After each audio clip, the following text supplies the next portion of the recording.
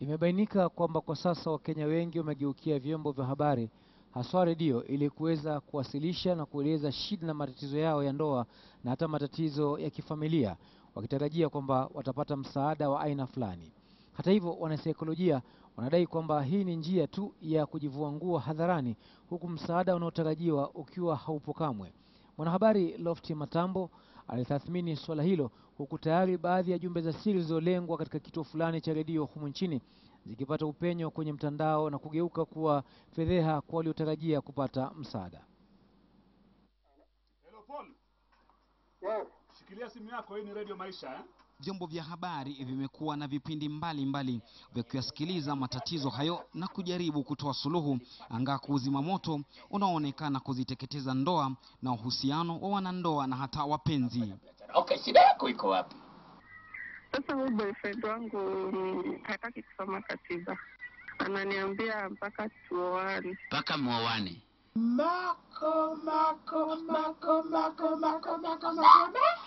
Katika kisa hiki, Alex Mwakideu na Daktari Jalango wanajaribu kumsaidia binti ajiitaye Maggie. Hata hivyo, haya ni baadhi ya majibu wanayoyapata.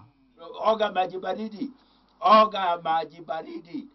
Wakati fulani jumbe hizi ziliponyoka kutoka kwa kituo kimoja cha redio nchini kinachojulikana mno kwa kuwa na mijadala ya matatizo ya uhusiano na zikapenya mtandaoni. Kwa mfano, Maina: kisa changu ni kibaya. Mpenzi wa mamangu kanilazimisha tulale pamoja, kumbe alikuwa na virusi vya ukimwi na juta. Maina: mjadala wa leo uwe mrefu. Sie wanawake hatuna namna, hata tulazimika kulala na jamaa zetu. Mimi sasa nalala na binamu yangu. Maina: nilijipata nafanya mapenzi na binamu yangu. Sasa mimi ni mjamzito, nisaidie. Mshauri nasaha Dan Mugera anasema kwamba watangazaji na wanaolalama redioni wanakiuka mwongozo wa ushauri. Ukisoma katika Counseling and Psychology Act 2014 kuna mbinu kamili zinazotakikana kutumiwa, na mwanasaikolojia aliyehitimu ndio peke yake aliye na nafasi ya kutoa ushauri nasaha. Hakuna msaada mtu anaopata kwa kuongea tu matatizo yake. Na sisi huku tunashabikia tu umbea tu, kila asubuhi ni umbea tu. Baada hapo tunasema watu walipiga simu wanasema wanalala na baba zao, wanalala na nani, lakini hatuwasaidii hawa watu kutoka katika ile hali. Ni hali halisi kabisa, manake wengi huwa baada ya kuongea nasi hapa utakuta kwamba watarejea tena, watatuma ujumbe, watafurahia kila siku. Msimamo unaotoa hisia mseto miongoni mwa Wakenya. Ni fikra mzuri ni kukaa chini muongee na vipi yako. Saa nyingine pengine ungetaka maoni kutoka kwa wananchi ni sawa. Naongea na rafiki ambaye najua anaweza nisaidia, lakini si kutangaza mambo yangu kwa redio. Naweza kupiga simu nisaidiwe kama niko na shida. Hiyo ukipiga simu ni kama maisha imewashinda hiyo. Hakuna pa kwenda. Lakini je, mtindo huu unaoendelea kuzoa maarufu sihaba miongoni mwa Wakenya una athari gani katika jamii? Normalizing unwanted behavior. Kwa watu kupiga simu, kwa sababu ushauri na saa unapeanwa kibinafsi. Moja kwa moja. Unaona? Faragani.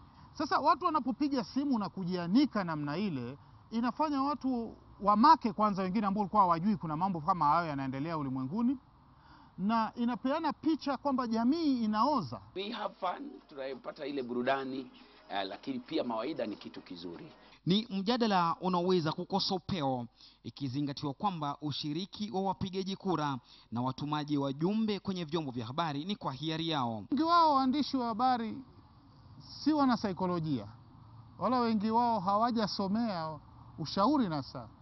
Sasa inakuwa tu ni uhimizo wa umbea katika jamii. Ingawa kwa wanaosimamia maadili watakiri kuwa jambo la chumbani halisimuliwi sebuleni, kwani kuna hali mbili zitakazojitokeza hapa. Kuna watakaokupa ushauri wa kweli na wengine watasalia tu kukucheka na kusalia kuwa gumzo la mtaani, au wale watakaokusikiliza na wasikufaidishe na lolote. Je, uko wapi kati ya makundi haya, hasa baada ya kujivua nguo hadharani?